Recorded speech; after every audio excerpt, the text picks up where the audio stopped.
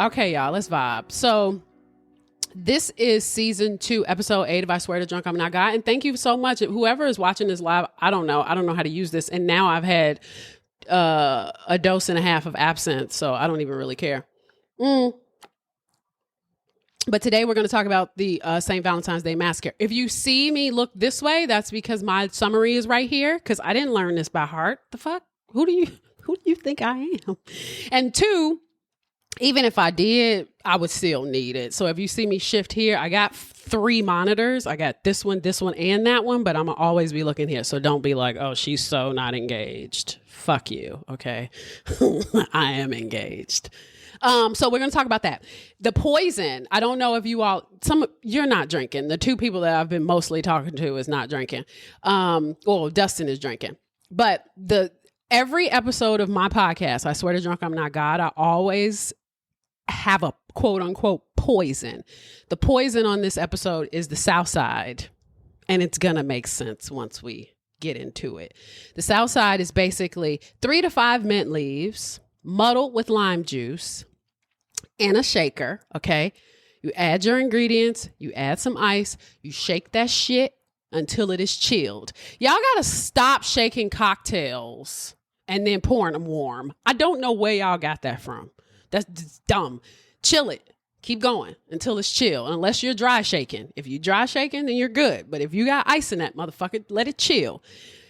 Second, that glass needs to be chilled too. You want this to be nice and cool. This is a prohibition cocktail. Back during prohibition, motherfuckers were drinking some nasty ass liquor, and it was very, very strong. And they would do what they can to kind of diminish how disgusting the alcohol actually was. So you want the 3 to 5 mint leaves, the lime, and then you want some simple syrup. You shake it up. You have a good time with it until it's chilled, and then you strain it into a coupe glass or a martini glass, and you got yourself a South Side. See? Simple. Easy. Easy peasy lemon squeezy. On the flip side, I'm not drinking the South Side. I'm drinking the Green Fairy.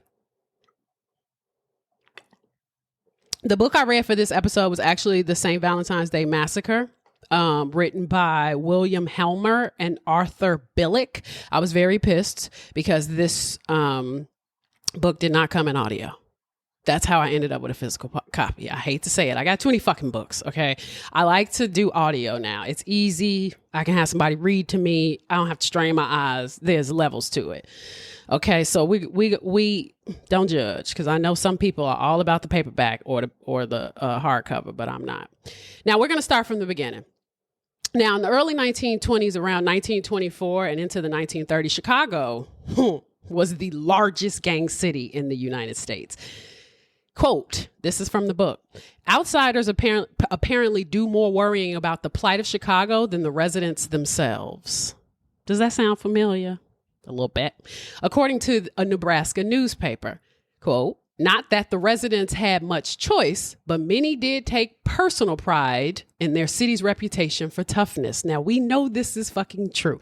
This is what I was talking about a minute ago, because we still do this shit today.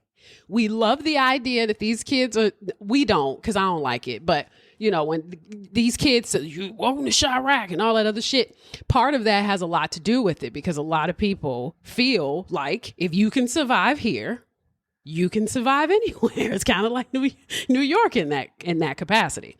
Now, in 1917, Woodrow Wilson had issued a temporary wartime prohibition, which was to limit the use of grain. And it was primarily because they needed it for food. So they were like, yo, we're not making any fucking alcohol because we need the grain for food. And so enter the 18th Amendment, the Volstead Act. Now, this banned the manufacturing, sale, and transportation of liquor that contained more than half of 1% of alcohol.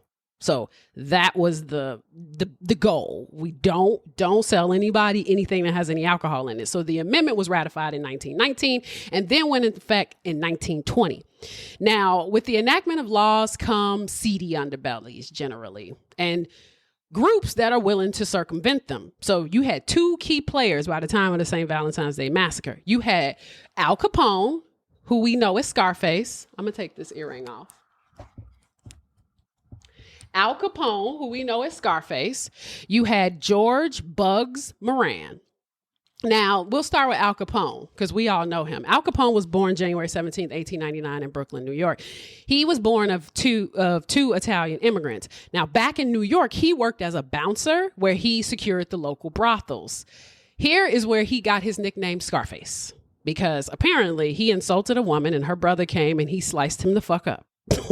So it's like, you kind of get what you deserve there. You shouldn't be insulting people. This is the type of shit that happens. So he insulted this woman. He got sliced up. This is in his 20s, which I was also very amazed by how young these mobsters were, because in his 20s, he took this bodyguard job in Chicago for a guy by the name of Johnny Torrio. Now, Johnny Torrio originally came from New York as well. He was not a Chicago local. He came because he was here to deal with the Black Hand. If you've ever heard of the Black Hand was actually an extortionist group. They used to be Italians fucking with Italians. So Italian on Italian crime, basically. They would extort them, threaten bodily harm, kidnap them. Sometimes they'd even kill them. And all of this was for money. Like, they would just fuck with people for money. Now, they had many symbols, but this one symbol was actually the universal hand gesture for a warning, which is kind of like this. I don't even know how to completely describe it. It's kind of like this. And it was absolutely painted black. So that's where they got the Black Hand.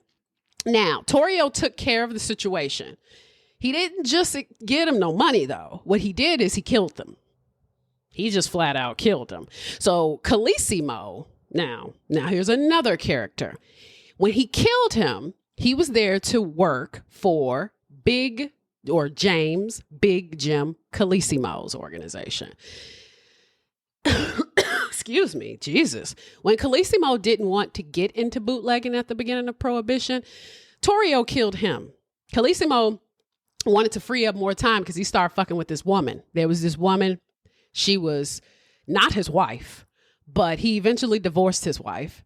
And because they were kind of feeling like, you're kind of letting your heart get in the way of your head. You kind of need to go. So they got rid of him. But this was after, he handed over his business to Torrio.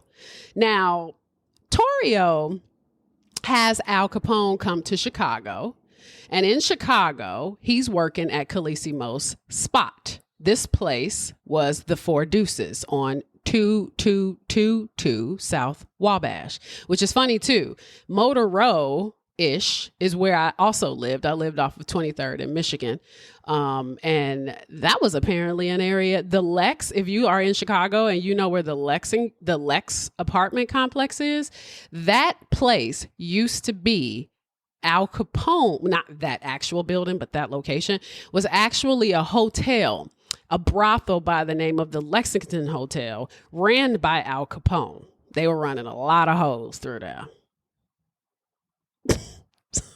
I don't know. That you assumed what a brothel was. I don't know why I needed to share that. So that was on Wabash. Now, he was a bouncer and he was a bartender. And Al Capone was allegedly one of the killers. But they think who actually pulled the trigger was a guy by the name of Frank Yale. Now, remember him because Frank Yale is one of those dudes that kind of pops in, pops out because he was originally from Brooklyn. He wasn't from here. So he was the assumed, gunman. Now, the Chicago outfit or the Southside gang was in full effect in the bootlegging game at this point. Like, Papa Johnny Torrio was the head of 12 gangs, and Capone was his lieutenant. Now, once in bootlegging, Torrio had tried to make agreements with the other gangs over territories so he wouldn't, so not to cause any gang wars. Torrio's biggest thing was, we do not want any bloodshed. We don't want a bunch of people out here murdering each other. It's unnecessary to battle over territory. There's more than enough for all of us. Let's just figure out a way to organize this. That's what Johnny Torrio was thinking, which is legitimate. Like, shit, if you're going to commit crimes, you might as well organize it. But the Northside gang was led by a guy by the name of Dean O'Banion. And Dean O'Banion, who was Irish Catholic, he ran the North Side as well as Gold Coast. Now, Chicago is Chicago is the city of neighborhoods. Gold Coast is a neighborhood just north of River North, here in Chicago. And he ran the north of that as well. He said, damn Irish. It's true. And Dean O'Banion is a problem. And we're gonna get there.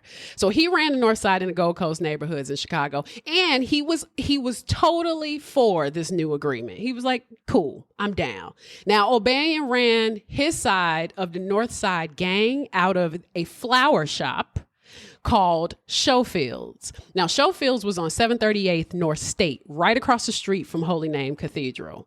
Y'all know where that is. Holy Name Cathedral is that church right on Superior and State. But right across the street where they just built that brand new building, One Chicago, used to be a parking lot. That is where Schofields used to be. So the North Side gang was much smaller than the South Side gang, but they had control over the wealthy Gold Coast area. So they were doing pretty well. And O'Banion was cool with this deal for about 3 years. But then he got wind that Capone was kicking it around in Cicero, Illinois. He was like, wait a minute now. I want a part of Cicero. Cicero was formerly ran from Harlem to the west, Western east of that, then Pershing Road to the south, and then North Avenue to the north. That was before the city annexed part of that. But Cicero was pretty large. So this wasn't really what O'Banion, he wasn't necessarily thinking that he shouldn't have a part of this. He's like, look, I get it. Al Capone is running away from the police, so he moves to Cicero, Illinois. But that doesn't fucking mean that I don't get a piece of the cut. That was kind of his energy around it. He was like, it's run by Southsiders, but they're making entirely too much fucking money. And Torrio said to O'Banion, he said, you can sell beer and I will give you 25% interests in the Ship. The Ship was actually a casino ran by Al Capone, Pete Penovich Jr., and Frank Pope. The place earned $500,000 the first 2 fucking years. In 2023, $500,000 is $8.5 million. They are living. So O'Banion's like, I want a piece. Cool. Well, he took it a step further, and which was O'Banion's way. Like when I was reading the book, O'Banion was one of those guys. He just liked to do whatever the fuck he wanted. He didn't care about rules. He didn't like rules. He didn't want part of rules. Okay. He liked doing exactly what the fuck he wanted to do. So he took it a step further and he started opening speakeasies in Cicero. Now, Torrio asked him, he said, I'm going to need you to chill. You're going to have to relax. You cannot open these. But what I can do is I will give you some Southside brothels. O'Banion's like, no. I'm Irish Catholic. I don't fuck with prostitution. I don't fuck with abortion. And I don't fuck with shitty liquor. I don't like shitty liquor.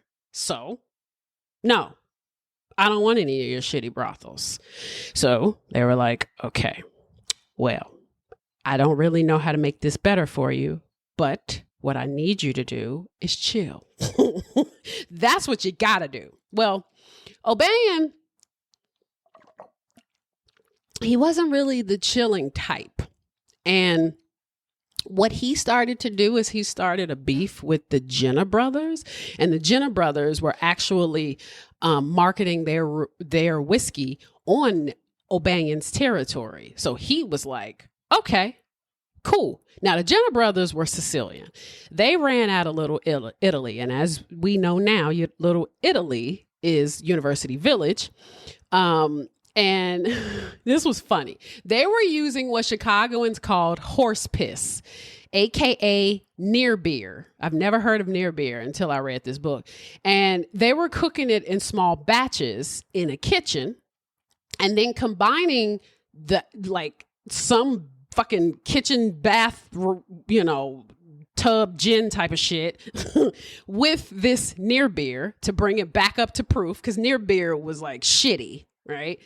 They would bring it back up to proof, and then they would flavor it so it kind of tastes like gin, or they flavor it to make it taste like it was aged in a bottle whiskey, which sounds absolutely awful. But they were selling that to low-class speakeasies and brothels, so they didn't really give a fuck. They're like, whatever. So the real McCoy, right, was being imported cross-country by none other than Frank Yale. Remember him? He was the one that was possibly the one that killed Calissimo. Now, Frank Yale was a major supplier out of New York from Chicago for Chicago and the Midwest, from Canada through Detroit. So this dude was basically winning because he's kind of like the sole supplier for Torrio. And if he's Torrio's guy, then we can assume that Torrio has the good shit.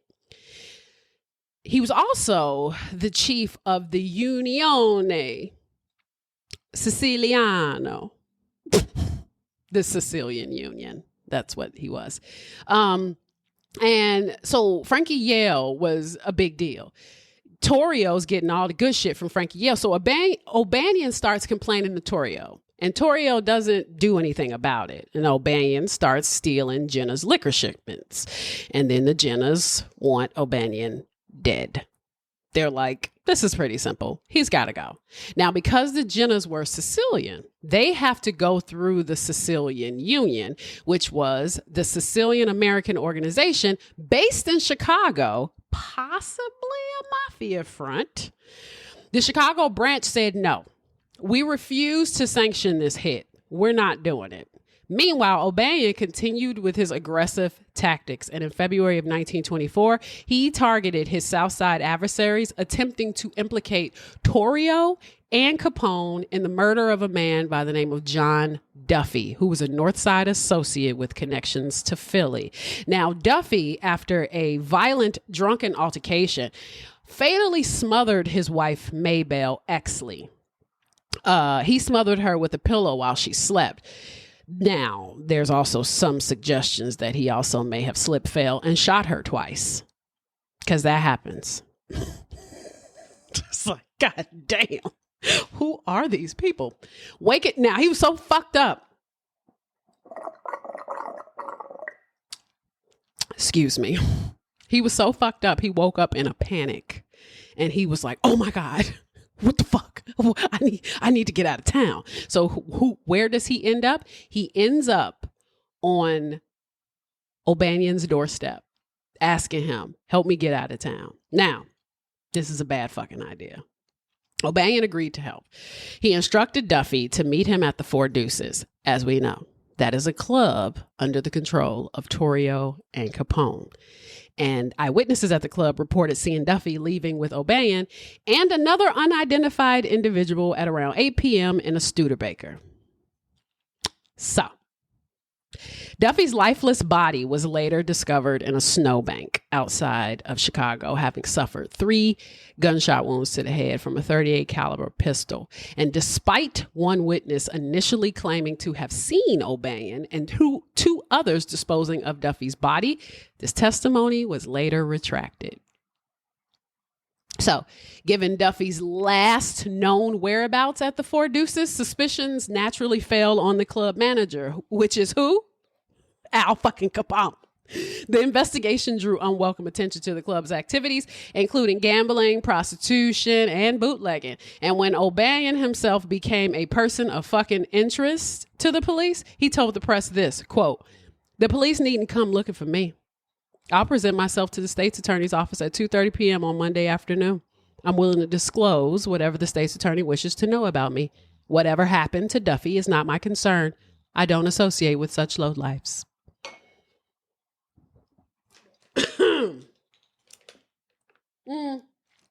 He said what he said. He said what he said. Now, despite their efforts, law enforcement never got enough evidence to actually charge O'Banion with Duffy's murder. And their theory suggested that O'Banion, accompanied by 2 soldiers, drove Duffy to a secluded area. O'Banion took the opportunity to shoot Duffy in the back of the head while he wasn't paying attention. He fired 2 more shots before disposing of his body in the snowbank. But it's also speculated that O'Banion orchestrated Duffy's demise to avoid a potential investigation into Duffy's wife's murder. Because, of course, when you have somebody that reckless who does something that stupid, he's going to draw a lot of attention to the people that he associates with. Well, if O'Banion did kill him, O'Banion was kind of like, yeah, he gotta go. He's a lot. So by arranging to meet Duffy at the Chicago Outfit, though, establishment for Deuces, and a one-way ride, which is basically when you get in the car and they shoot you in the back of the fucking head without even knowing. O'Banion aimed to shift the blame from Duffy's murder onto Torrio and Capone. Now, Torrio was absolutely fed up with O'Banion's shit. And after the betrayal during the Sebin Brewery raid, he was really fucking done. Now, both had significant stakes in this brewery. It was called the Sebin Brewery. This was a key asset in Chicago. And in May 1924, O'Banion got wind of a police raid on the fucking brewery. Well, seizing the opportunity, he approached Torrio, claiming he wanted his partner. He wanted his part of it. He was done. He was like, you could just take my portion. I'm done with this shit. The police are hot.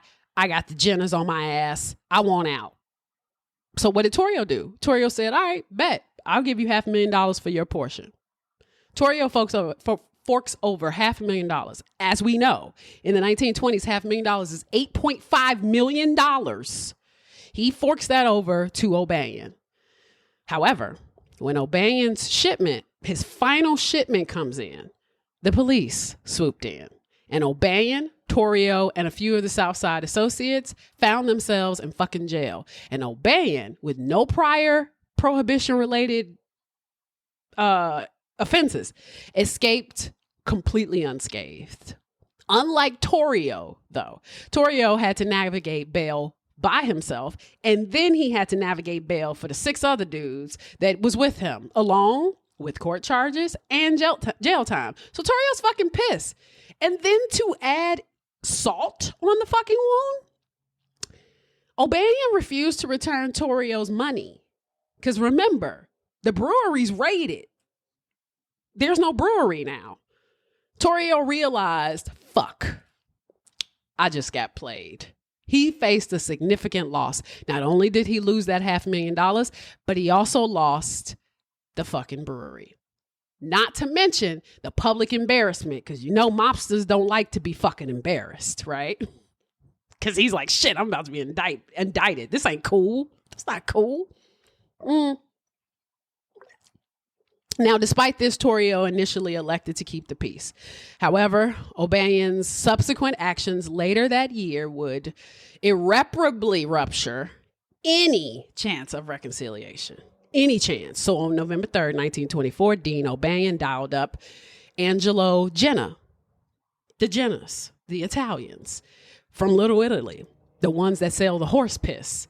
He reached out to them. They had a heated exchange. The bone of contention was that there was a hefty debt that Jenna owed at the ship. Because remember, O'Banion owns 25% of the ship. So O'Banion says, fuck it. I'll call him and I'll ask him for the money. Well, during their weekly profit assessment with Al Capone, Frank Nitti, Frank Rio, and a few others, they found out that Jenna had waged a substantial sum and had a sizable marker. If you don't know what a marker is a line of credit. Capone suggested, you know what? Professional fucking courtesy. We'll let it ride. Don't even worry about it. You ain't got to pay it. O'Banion was like, I disagree. So he called Jenna. They had a heated exchange. And he demanded that Jenna pay back that money in a fucking week with no uncertain terms. The insult was the tipping point. And Jenna and his crew was like, this motherfucker has got to go. Jenna was pissed. First of all, pause. O'Banion is Irish. Slippery slope. You're dealing with Italians. Jenna's, they're Sicilian, so a little different. But Al Capone is Italian. He's kind of like, I said it's cool. It's fucking cool. And O'Banion's like, well, I said it's not cool. So it's not fucking cool. So I'm asking for the money. But up until then, now, the Sicilian Union, they were led by a guy by the name of Mike Merlo. He had vetoed any hits on O'Banion. He said, look, we're not going to do this. We're not about to do this. You're not about to kill the O'Banion. However, Merlo passed away on November 8th, 1924. And the Jennas and their Southside associates saw an opportunity to act. So under the guise of attending Merlo's funeral, Brooklyn mobster Frankie Yale's ass always shows the fuck up, and his cohorts paid the O'Banion a visit at Schofield's, the flower shop, ostensibly discussing floral arrangements for the funeral. Their real agenda was to scope out the scene and the layout and, see how everything was looking. Well, on November 10th, 1924, O'Banion, who was 32 by the fucking way, he's the oldest 32-year-old I've ever seen. You know how people talk about Gen Zers and they're like, Gen Zs look old as fuck. They do look old as fuck. But my guy, look up Dean O'Banion. He doesn't look 32. He didn't look 22 for damn sure. He didn't look 28. He didn't look 29. That nigga looked 60. And he was grossly overweight. Not to disrespect heavyset people at all. I used to be a big girl, okay? But god damn, this dude was 32 and he definitely looked like he was about to retire. While tending to his chrysanthemums in the back room at Schofield's when Yale entered, he said they lived hard. They lived hard as fuck. While tending to his chrysanthemums in Schofield, Frankie Yale entered, accompanied by Jenna's gunman, John Scalise and Albert Anselmi. As O'Banion and Yale exchanged pleasantries and a handshake, Yale's grip tightened. And then Scalise and Anselmi shot O'Banion twice in the chest and then twice in the throat. And then they shot him again in the back of the head. And that really killed him. Like he wasn't dead enough. So now, enter Jaime. Earl J. I'm going to try because he was Polish. And Chicago has more Polish people than Warsaw. Wolciowski? Fuck it. Let's say, yeah, that's what it is. AKA Jaime Weiss. He was a Polish American Catholic. Even though his name's Jaime, he was not Jewish. Even though he said his name was Jaime Weiss, he's definitely not fucking Jewish. He wasn't Polish Jewish either. He was just Polish. And he was Catholic. But even his gun carried a rosary. That's how gangster he was. It's like, who are these people? It's a band of fucking misfits. He was also a friend of O'Banion. Now, Jaime is credited for being the first mobster to ever use the one-way ride. On record, he's the first person to ever do that. And Weiss stepped up as the new leader of the Northside Gang after O'Banion and wanted fucking vengeance against Torrio and Capone and the Jenner brothers. Despite battling cancer, Weiss led attacks against Torrio's faction, disregarding his own safety. 1925 marked the beginning of the beer wars, or the Battle of Chicago. And during this time, the mob started to do something a little new.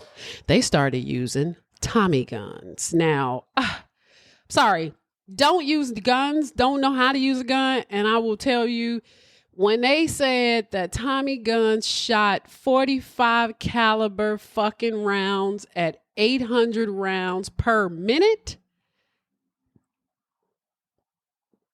who are you trying to kill that fast?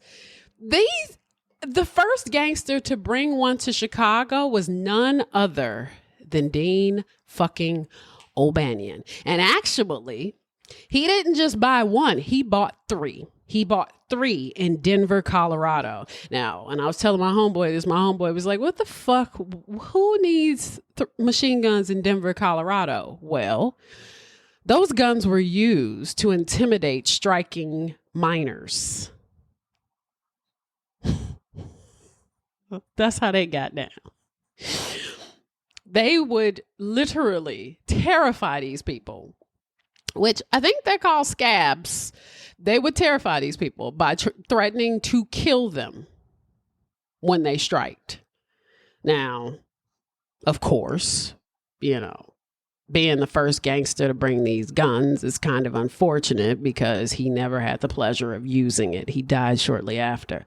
But by January 1925, the Northsiders shot up Al Capone's car at 55th and State.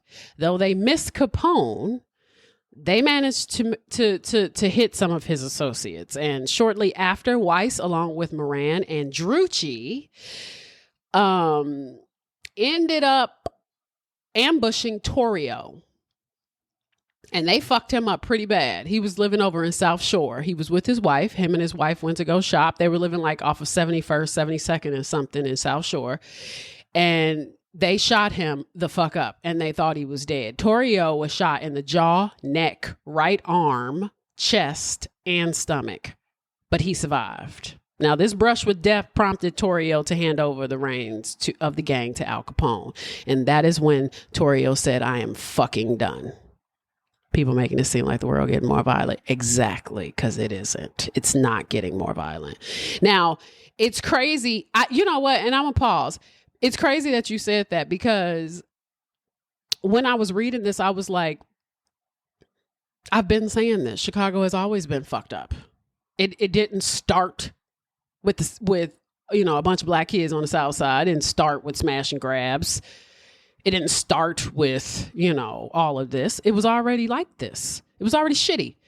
The bloodbath that took place after the St. Valentine's Day Massacre was much worse than the St. Valentine's Day Massacre. We're going to get there. The type of shit that went down in some of the murders, some of the killing that went down is crazy. I think the only difference now, and it was different and it was kind of the same, because back then they used to just have to print the shit on paper, and now all they do is post it all over the internet. But at the end of the day, we just get the information way more fast. Well, that's the wrong way to say that. We get the information faster. That's the only difference. You used to get your newspaper twice a day. These motherfuckers we get news all day. So of course the world is going to look 35,000 times worse than it actually fucking is, because at the end of the day, we are constantly receiving the data. We're not getting it secondhand. We're not getting it last minute. Sometimes we're getting this shit live. And that's what makes now feel worse than even then. But when you see and hear some of the shit that they did, back then, yeah, we overconsume it. We overshare it. We share it, not even knowing if it's true, if it's real. We don't even give a fuck. We just share it because it's sensational.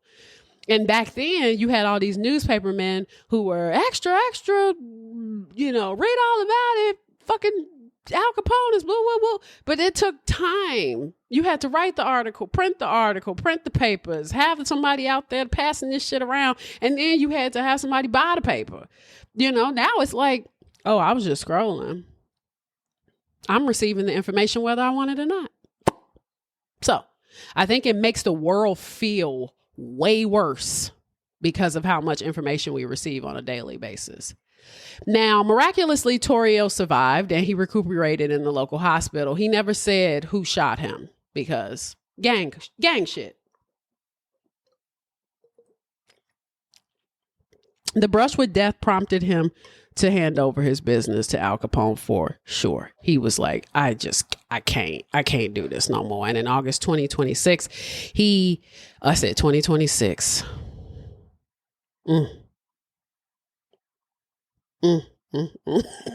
God damn. In August 1926, Weiss and Vincent Drucci, co-leaders of the Northside Gang, accompanied by their crew, faced off against Capone's gunmen, including Paul Ricca, in a fierce shootout near the Standard Oil building on 910 South Michigan, if you know where that is.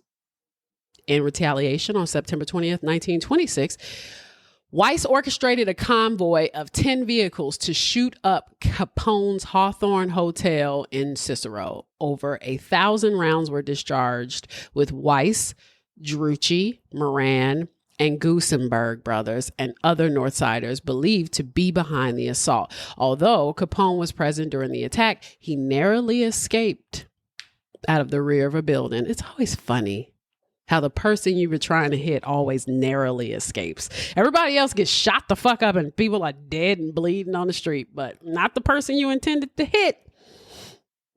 My uncle always, he always jokes about that like that's one of the things that he can't stand about some action films, like kind of like John Wick or shit like that. It's like these motherfuckers doing all this shooting, and he was like, and the person that you were trying to shoot is never the one that gets shot. I was like, it is a movie. You are supposed to suspend your disbelief.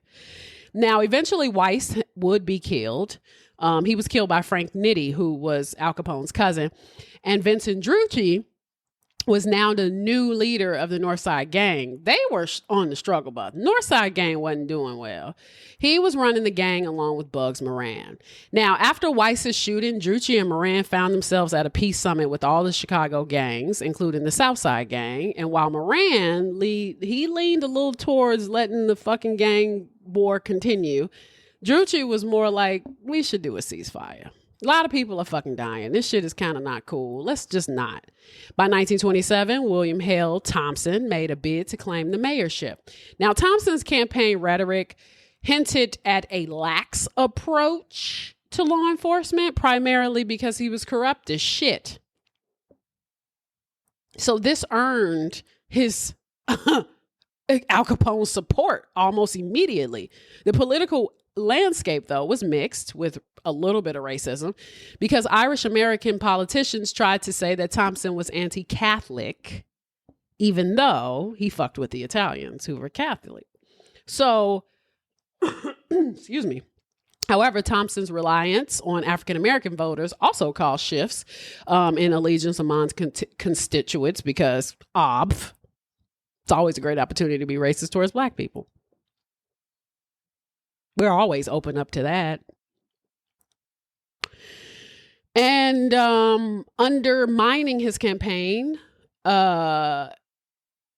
he was trying to secure Thompson's win. Capone was like, we need Thompson to win. So Capone escalated the violence and he sparked a citywide gang war in anticipation of having a mayor sympathetic to his cause. Now, Thompson served as a mayor for 3 non-consecutive terms here in Chicago. He was in the office from 1915 to 1923, then again in 1927 to 1931. But Thompson was known for his flamboyant personality and for his controversial political style because he didn't give a fuck. He was corrupt as shit. And he sympathized and had a ton of connections to organized crime. Quote, the book said, Chicago defined an honest politician as one, when he was bought, stayed bought. William Dever, on the other hand, was the mayor of Chicago from 1923 to 1927, and he kind of tried to deal with the whole organized crime scene, like Al Capone and his crew. He was like, okay, we need to clean the city up. We need to crack down on some of this bootlegging, this gambling's getting out of control. All this shady shit that y'all been getting away with this whole time. We need to dead it. But it wasn't going to be easy. The police force was riddled with corruption, and there were a bunch of political hurdles that they had to jump over, but everybody was getting paid. Even though Dever made some efforts to tackle organized crime, things didn't change. Capone and his gang pretty much kept doing their thing without too much interference. So, yeah, Dever tried to put up a fight against the mob, but it was an uphill battle, to say the very fucking least. Crime continued.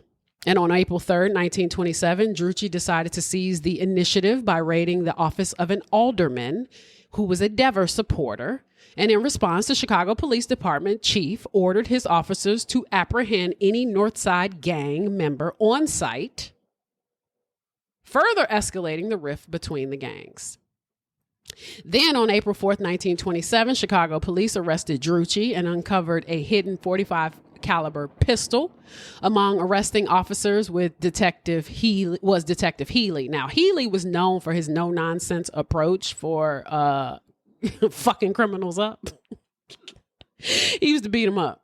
He had a reputation for his very confrontational style, including a notorious incident where he beat the shit out of Capone's rival, Joseph Saltis, in a saloon raid in November of 1926. And that showed them that he had a penchant for violence on and off duty. He didn't give a fuck. Sound like all our made. Well, that's probably true. And as Drucci awaited transport to the courthouse alongside two fellow detainees, he protested being retained by the arm. But there was a heated exchange. Healy's like, bitch, I can do whatever fuck I want to do with your arm. And he slapped him. And that escalated the situation. And he threatened Drucci with a gun. The altercation persisted inside the vehicle. According to the eyewitnesses, including fellow officers, Healy, his version of events was a little different. He said that Drucci made the move for his weapon and he had to defend himself. So he drew and he fired. However, Drucci's associates painted a different picture, alleging that Healy initiated the physical altercation and he was handcuffed. So, I mean, how much could he really do? And the officer shot him and killed him. Drucci was killed by an officer. He was shot in the arm, the leg, and the stomach. Now, in April of 1928, the Republican primary, aka the pineapple primary, became even more violent. It was marked by widespread fraud, voter intimidation, and clashes between supporters of rival candidates. The primary was particularly significant because it determined the Republican candidate for the upcoming mayoral election here in Chicago. The primary pitted incumbent Mayor William Hale Thompson against former mayor William Dever. It's like, damn, y'all can't name somebody anything other than William. Now, Thompson was known for his connections, obviously, to organized crime and corruption. And Dever was, of course, clean. He was trying to reform. But the pineapple primary is remembered as one of the most contentious and corrupt elections in Chicago's history. They were shooting and killing and blowing shit up and setting shit on fire that entire primary. Reading about the pineapple primary was jarring. They were going to polling places and literally beating people the fuck up. Beating people up, threatening them, stuffing the ballots, basically saying shit like, let me tell you something. You vote for this dude, you're going to have some problems. I mean, it was the strong arm of all strong arm. Capone was not fucking around. Now, the Northside gang, Bugs Moran, is also not backing down. Moran's hatred for Capone was so fucking not a secret, and it was evident, and he made it very, very, very, very, very public that he could not fucking stand Capone and his involvement in prostitution and anything else that had anything to do with being against his Catholic faith, which was like, nigga, you got a problem with prostitution and y'all sitting around murdering everybody? Make it make sense. Let's pause. How you got a problem with the oldest profession? How you got a problem with a woman selling her body, but you don't got a problem with murdering people? How is sex, what both of the parties live to tell about it, bad, but murder, definitely okay? I just confused. I am confusion. Why? How? Why? What the fuck? What is that about? I could never, I don't get it. I just really don't get it. So,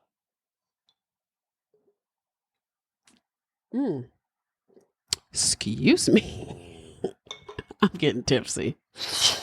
All right. So, Moran was actually, he wasn't with that shit. So now we're going to talk about Moran. Now, Moran was born August 21st, 1893. His name was actually Adelard Coonan. It's like, what? His father was French and his mother was Canadian. Bugs fit the vibe. As a youth, he was arrested. He was arrested 3 times by the time he was 21. He then ran to Chicago where he got into theft. And apparently he was in a horse stealing ring.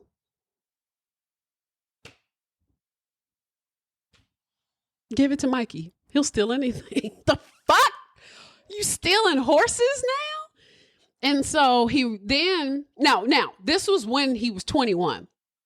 He runs to Chicago. He does the horse selling shit. And by prohibition, he's knee deep in the Northside gang. And he's friends with Dean O'Banion and Jaime Weiss. Now we're back to the story. So on St. Valentine's Day, February 14th, 1929, at around 10:30 in the morning, a big black Cadillac rolled up Webster Avenue, turned on Clark Street, heading south. It parked in front of the SMC Cartage Company at 2122 North Clark Street. Out came 4 or 5 guys, depending on who the fuck tells the story. The driver was also decked out in like fancy coats and fedoras and shit. 2 of them were in cop uniforms. Inside, there was 7 guys hanging out. Johnny May was under the truck fixing shit. He was a mechanic. He used to be this. He used to also be a safe cracker, but now he's legit. He's a mechanic thanks to the prohibition. Then there was Goosenberg brothers, troublemakers. Then there was James Clark, who had more than one name and a rap sheet to match. Then there was Adam Heyer, the numbers guy with a penchant for fucking rule breaking. And then there was Albert Weinshank, who was a nightclub owner turned legit official. And then there was an optometrist named Schwimmer. He was just chilling with the gang so he can get his fucking street cred. How the fuck you got a mechanic, that used to be a safe cracker, 2 criminals who happen to be brothers, 1 dude who's also a criminal with a fucked up rap sheet. Then you got another guy who's a numbers runner. And then you got a nightclub owner and a fucking eye doctor. How did we get here? So, of course, when the guys showed up, Moran's crew, they didn't seem really all that fazed. I mean, they had guns. They figured that these guys were cool. They were dressed as cops, but it wasn't about money. These guys had guns, Tommy guns, and one had a fucking shotgun. Ain't have cars like that. They grew up together. Oh, yeah, they probably did grow up together. Now, boom, guns are up, smoke everywhere, chaos. Everybody's getting shot the fuck up. 7 men got shot, lined up against the wall, shot. Outside, folks think it's just engines backfiring and dogs barking and shit. Neighbors are trying to figure it out. They're like, what the fuck is going on? What is happening? And they can't figure it out. But when they peek out, they see these guys leaving this Cadillac. They were escorting someone at gunpoint. Neighbors brave enough to check it out find there's a mess in that fucking garage. There were bodies everywhere. It was bodies, blood, smoke. It was fucked up. 6 guys were gone. But Frank Gusenberg, he was hanging on. Shot to shit, but he was hanging on. He got shot 14 fucking times, actually. 14. Could you imagine? I was about to say, don't even imagine it. 14 times. Cops showed up. They were like, who did it? He was like, the cops did it.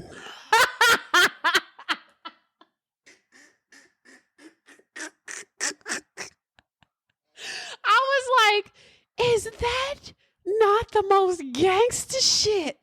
Now, mind you, he was probably telling the truth because those guys were dressed up as cops, but he wasn't saying too much else. Even if he knew who those guys were, he was going to say the cops did it regardless. Because he was in the hospital and they kept asking him, like, who the fuck shot you? He was like, the cops did it.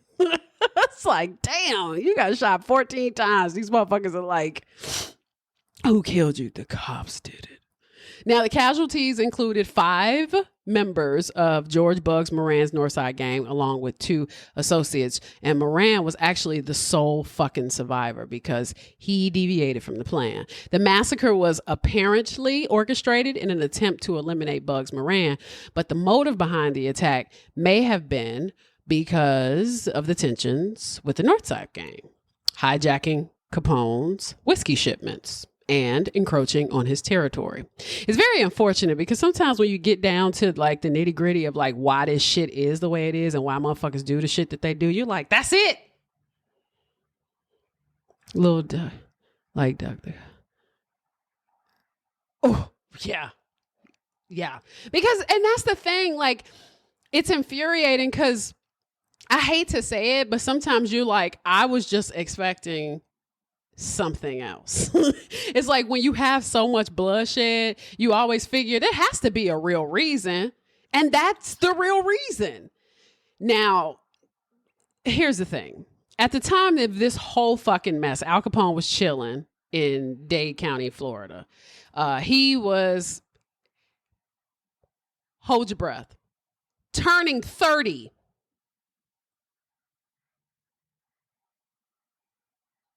Wait a minute. Why were these motherfuckers so young?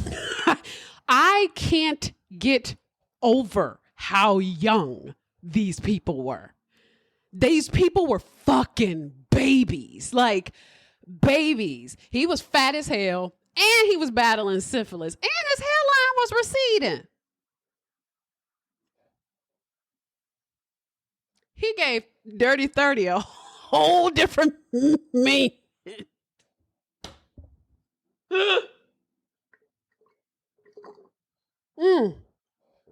Wow. So I cracked myself up. So Capone's done. He's down in Florida. You know, because at 30 you retire, apparently. And he's down there. He's chatting with this dude by the name of Louis Goldstein. He was a prosecutor from Brooklyn. And they was talking about, you know, Frankie Yale, because Frankie Yale had been killed in 1928. He was finally killed in Brooklyn. Now, Capone's feeling pretty confident. So he rolls in solo. He's no lawyer. He's like, look, let's have this conversation. But then the conversation deviates to his bank account. Fucking Capone's like, wait a minute now. Why are we talking about money? We ain't supposed to be talking about money. We ain't talking about Frankie. Why we ain't talking about Frankie? Why we talking about my money? So at that point, they had already kind of started playing around with following the money. So he was getting a little annoyed. But then Al Capone apparently said, "What's money got to do with this?" He knew that they had been looking at his taxes for months, but then he thought his charm could get him out of it because apparently Al Capone was very charming.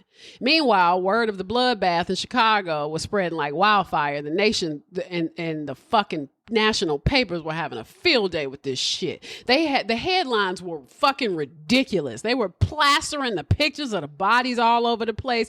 I mean, mind you, they were no stranger to gangland slayings. These motherfuckers knew exactly what that looked like, but this was a whole other fucking level. Even Lucky Luciano in New York was like, what the actual fuck, Chicago?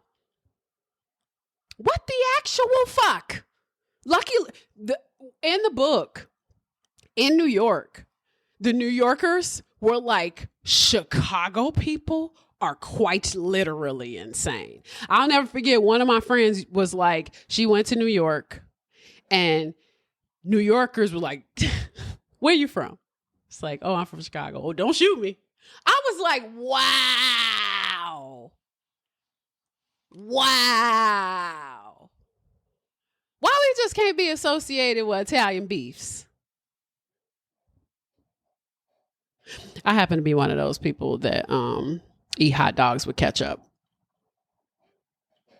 I'm actually proud to say that because I think that it's a stupid fucking rule. I don't like mustard. And I don't like relish. I'm eating a Polish or a hot dog with ketchup. It makes complete and total sense to me. I don't understand why this is even a fucking debate. People are coming, you ain't from Chicago, or if you don't like mustard and relish and all that other gross shit on that hot. First of all, I'm eating a hot dog. Like, that's not bad enough. What is a hot dog even?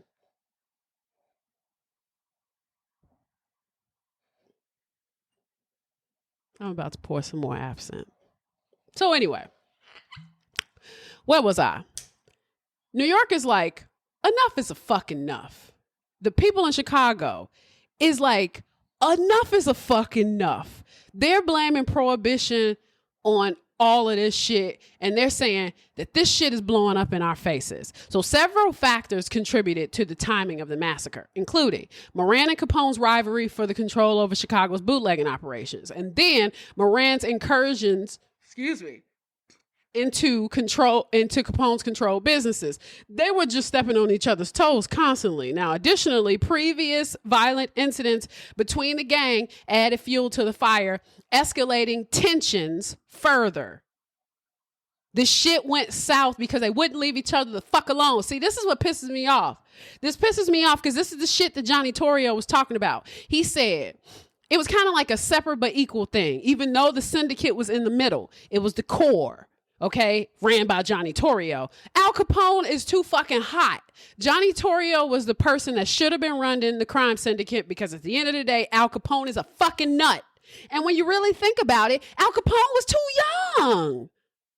By the time of the St. Valentine's Day Massacre, this motherfucker was 30. This is what made this such a different experience reading about it as an adult, because the entire time I couldn't help but think, these were kids. Quite literally kids. You got boys in their 20s acting like they're corporate fucking entities, but really are stone cold killers, criminals, thieves. They're fucking, first of all, the average man's fucking prefrontal cortex ain't even solid until he's like 40 fucking 7. So here we are.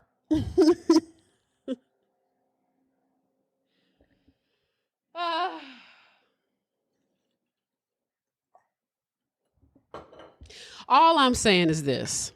They were too, yes, and the life expectancy was only 55. They were too fucking young. That's a lot too, you know what I mean? Like, you don't even want people to start drinking until they turn 21. You don't want people... Didn't they change the cigarette laws too, where you can't even smoke until you're, I'm sorry, I'm being ghetto. I had to use simple syrup in my absinthe because I ran out of sugar cubes. So don't judge me. I usually do this the real way, not the ghetto way.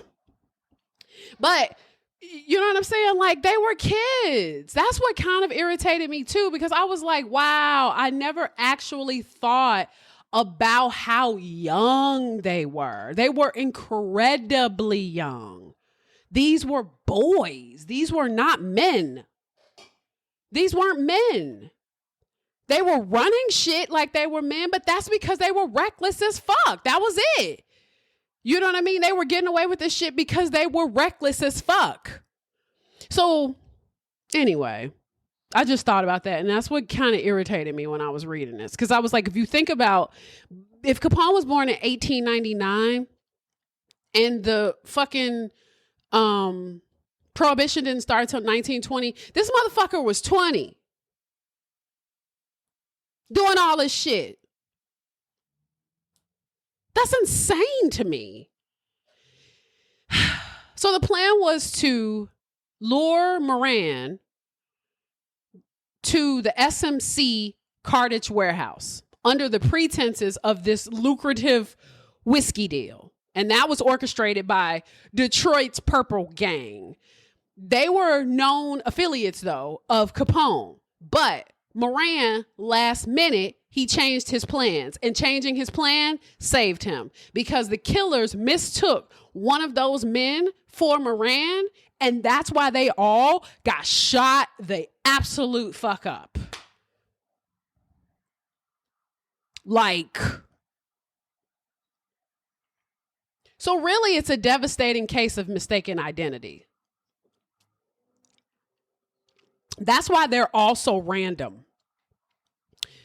As the investigation unfolded, witnesses provided accounts of the attack, highlighting the brutality of the assailants and the chaos that ensued. The victims were Peter Gusenberg, Frank Gusenberg, Albert Kalachek, who was going by the alias James Clark, Adam Heyer, who was a bookkeeper, Reinhard Schwimmer, who was the optometrist, Albert Weinshank, who was cleaning and dye. Oh, he was a cleaning and dyeing operations, which I would also like to add.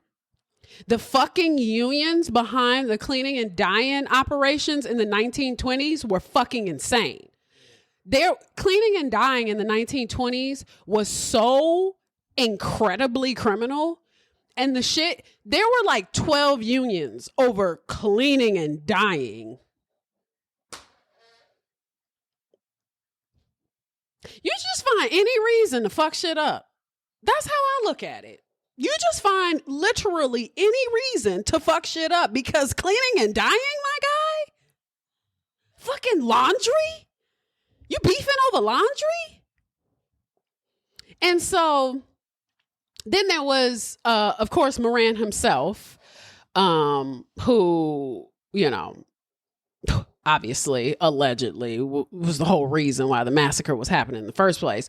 Now, then there was this guy named John May, who was a mechanic. He was actually just a mechanic for the Moran gang. That was it. The fallout for the Valentine's Day Massacre stirred up public outrage, but putting pressure on all the bosses, they decided to, like the National Crime Syndicate, decided that they were going to meet and all the bosses were going to, you know, they were going to interview Al Capone. And Al Capone had to testify in front of a grand jury on a federal prohibition violation, but he claimed illness and he couldn't attend. So Moran's hijacking of Capone's liquor shipments from Detroit was common knowledge, leading police to focus their investigation on Detroit's Purple Gang. And so suspicion fell on the gang when landladies Mrs. Duty. I'm a child. Mrs. Duty and Mrs. Orvidson identified several of its members as recent tenants in her rooming house, located directly across the garage where the massacre occurred. And despite initial identifications, doubts came later, leaving the police with no solid leads. So about a week after the Valentine's Day Massacre, cops stumbled upon a burnt to a fucking crisp Cadillac, thinking that it might be the same vehicle used in the attack. But even with that lead, the investigation hit a dead end. And David Stansbury, the head investigator for the state's attorney's office, he's sitting there scratching his head because he's like, I can come up with a million reasons for why this hit probably occurred, but I got nobody specific. Sorry. The one thing that Stansbury, was pretty sure of was that Al Capone was not involved like that. He was not in the mix, even though they had been eyeballing this guy by the name of Machine Gun Jack McGurn, Capone's right-hand man. They were thinking that he was the go-to guy when the bullets started flying. They were like, it was probably him. But when they finally got McGurn, he was like super chill. He was like basically laughing this shit off. He was like, yo, what the fuck? Like, no, of course not. And according to him, the Goosenbergs, they would have killed him just for being in the neighborhood. He was like, no, it would never been me. I don't believe him, but sure. Now, when the reporter for the Evening Post pressed McGurn for his take on who's behind the hit, he doesn't hesitate. He said, quote, cops did it.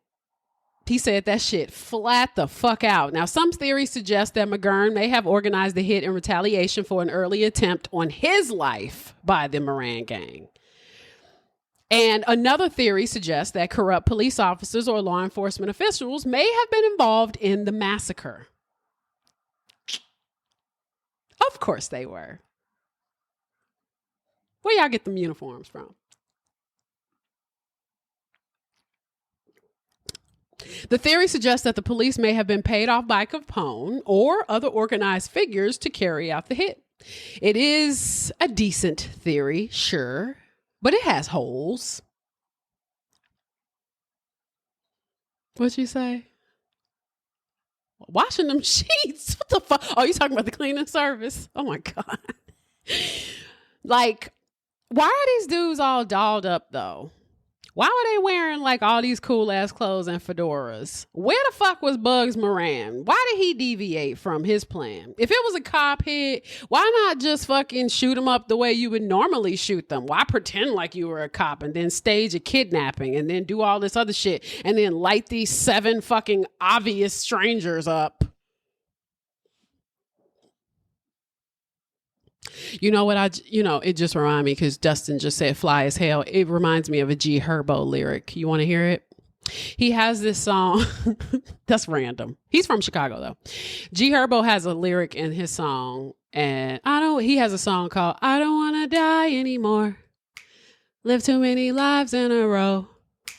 Devil's on my right and my left. Let's go. It's a great song. And I don't even like G Herbo like that. But he says he talks about an orchestrated hit and he says we'll dress up for the hit because that's before his time, like it's a magic trick. I'm trying to blow a nigga mind. What? Woo! I was impressed because usually he's off beat. It's a great song though. Listen to it. It's called I Don't Want to Die. So anyway, now it seems like at least 2 of the guys who were killed, Johnny May, the mechanic, and Reinhard Schwimmer, the eye doctor, were just in the wrong place at the wrong time. Whoever did this was out for blood. It wasn't quick cash. And speaking of cash, why were there rumors that was fucking money left behind? You bogus. What if G Herbo did write it? Damn. He said he didn't write that. Now, but it was assumed too that it was just about stealing booze, but something didn't add up. It remains uncertain whether money or valuables were even left behind. So it's kind of like all this idea that like they stole money or they didn't steal money. They like, we don't even know that money was fucking there. So police eventually charged Capone's men, John Scalise and Albert Alsemi, along with Jack McGurn and Frank Rio, Capone's bodyguard for the massacre. Capone took matters into his own hands, eliminated Scalise, Anselmi, and Joseph Hoptod Giunta when he caught wind of the plan to betray them. So so he basically killed the 2 people that most likely did the hit. Now, the case hit a roadblock until a raid on Burke's hideout in Michigan unearthed incriminating evidence, including the murder weapons and the stolen bonds.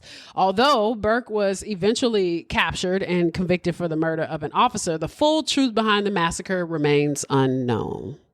Hate to break it to you. We don't really know who did this shit. So, less than a month after the massacre, Herb Hoover became the 31st president. This is also happening before the stock market crash and back when America's still feeling good about itself. Hoover's out here saying, hey folks, we got a serious problem with people not following fucking rules. He worried about the crime going up and people losing faith in the justice system.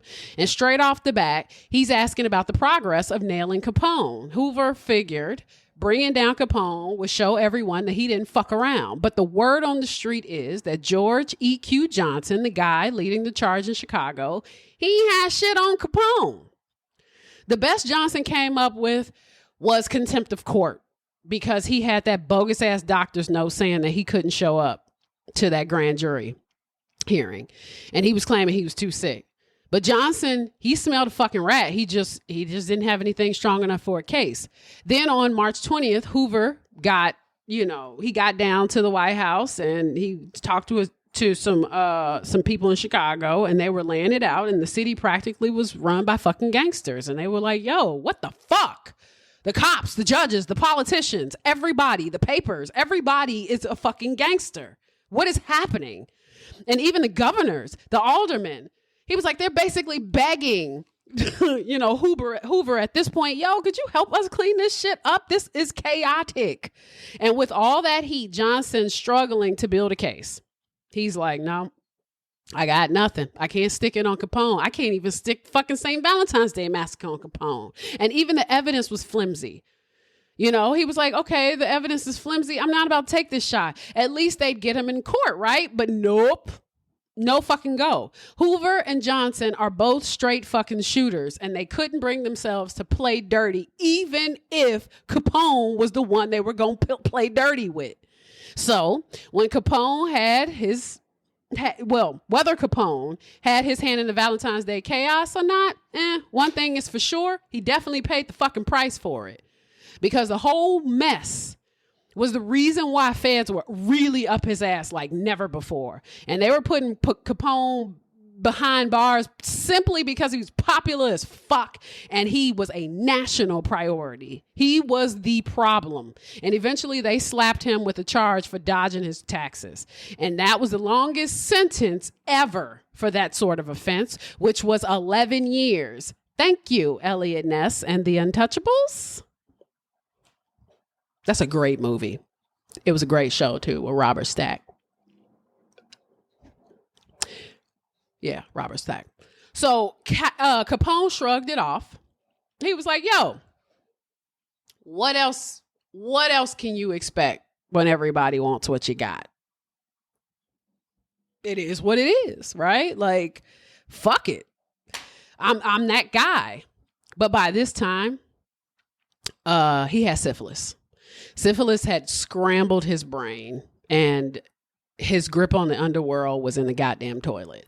During his stretch, he talked about how he regretted talking to the press so much. He got a little too comfortable with the press. He was a little too popular. He realized that could have possibly put a target on his back. Yeah, the problem was the prohibition, not Capone. Absolutely. But they needed a fall guy. Capone was a symptom. He wasn't the disease. They needed a fall guy. And he felt let down by his lawyers, and he thought that the judge was playing him dirty. He even said sorry for the grief he caused his family. But one thing he never brought up, the Valentine's Day Massacre. Never mentioned it. Never mentioned it. Even though that is the thing that sealed his fate and ended his reign in Chicago. Al Capone died of cardiac arrest resulting from a stroke on January 25th, 1947. He had suffered from syphilis, which had progressed into neurosyphilis, causing severe health complications. Now, by the end of the 1920s, people were kind of sick of this not drinking shit. It was like, it's getting a little old. Not to mention the Great Depression started in 1932, and FDR was trying to legalize liquor for the sake of more manufacturing jobs. He's like, motherfucker, we need this back. People want to be drunk. Make America drunk again. Can I put that on a hat? The Volstead Act effectively ended with the ratification of the 21st Amendment to the United States Constitution. And this amendment, ratified in 1933, repealed the 18th Amendment. And there were several reasons for the repeal of the Prohibition and the end of the Volstead Act. But the creme de la creme, Prohibition was increasingly unpopular among the American public. The ban on alcohol consumption led to the rise of illegal speakeasies, bootlegging, and organized crime, and many people believed that Prohibition had caused more harm than good by fueling criminal activities, corruption, and violence. Enforcing Prohibition proved to be extremely difficult and costly for the government, and the resources needed to enforce the ban on alcohol were extensive, and many law enforcement officials were bribed or corrupted by bootleggers and organized crime syndicates.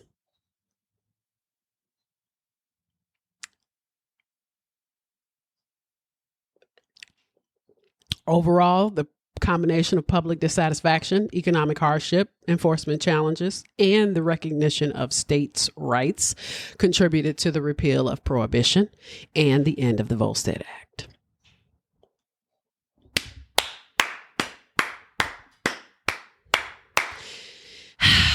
Without it, I wouldn't have the privilege to sit here and drink with you fine people. After the St. Valentine's Day Massacre, Bugs Moran's criminal career began to decline. The loss of key members in the massacre significantly weakened his organization. Additionally, the public outrage and increased law enforcement attention following the massacre made it difficult for Moran to operate effectively. And in the years following the massacre, Moran faced increasing pressures from the law enforcement and rival gangs, and he was also involved in various criminal activities, including bootlegging and gambling, which brought him into the conflict with other gangsters. So Capone was no longer his problem, but he had a bunch of other ones. Moran's fortunes continued to decline. He faced several legal troubles and arrests, and that was the years following the massacres, and eventually Moran was largely marginalized within the Chicago underworld. And by mid-1930s, Moran had lost much of his power and influence. He eventually faded into obscurity and spent the rest of his life in minor criminal activities. Bugs Moran died of lung cancer in federal prison in 1957, having never regained the prominence he had once had before the St. Valentine's Day Massacre. And that is the story of the St. Valentine's Day Massacre. Did you learn anything? I learned that I read well when I'm drunk.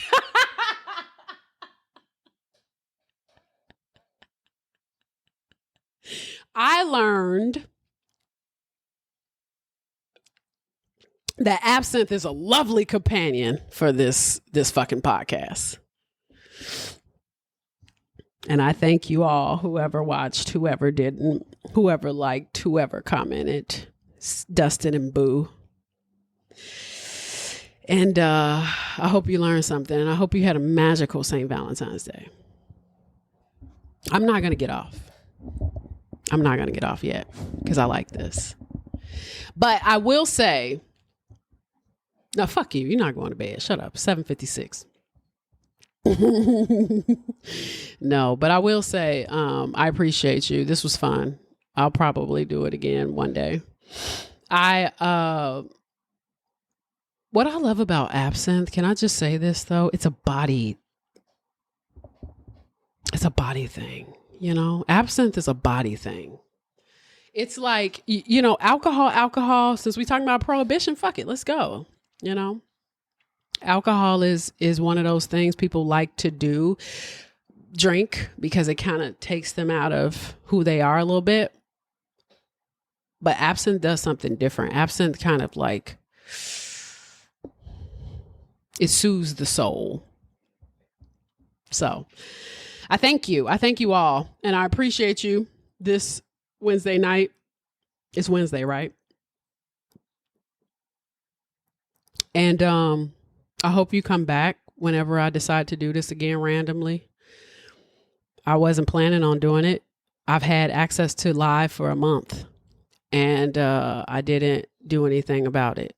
It's Thursday? No, it's not. It's Wednesday. Because if it was Thursday, I would have had to close the books at work. Dustin, like it's Thursday. So, but yes, I appreciate you all. I really, really hope you enjoyed this. The audio for this, if it recorded, it is still recording. I've been watching it. If I can actually make it work, it will be posted on all the platforms, wherever you get your podcasts. And this was fun. And I learned a lot. And that's why I do this. I don't do my podcast because I want to be famous for it, because what is fame? Ugh.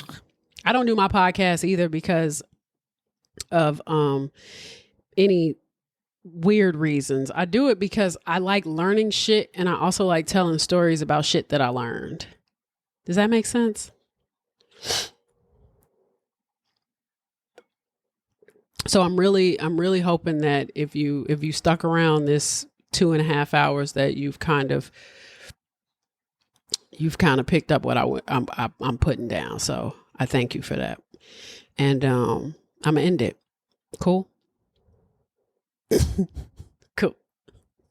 I go to wherever you get your podcast, and also follow me on here, Sting Like a Bee. Obviously, I'm up there. Go to my Instagram. You can go to Lavender and Bordeaux, and spelled out, not the ampersand. And then my Swear to Drunk I'm Not God podcast Instagram is Swear to Drunk podcast on Instagram. So go there. That's where usually I post the topics. All right. Y'all good? Okay. Bye.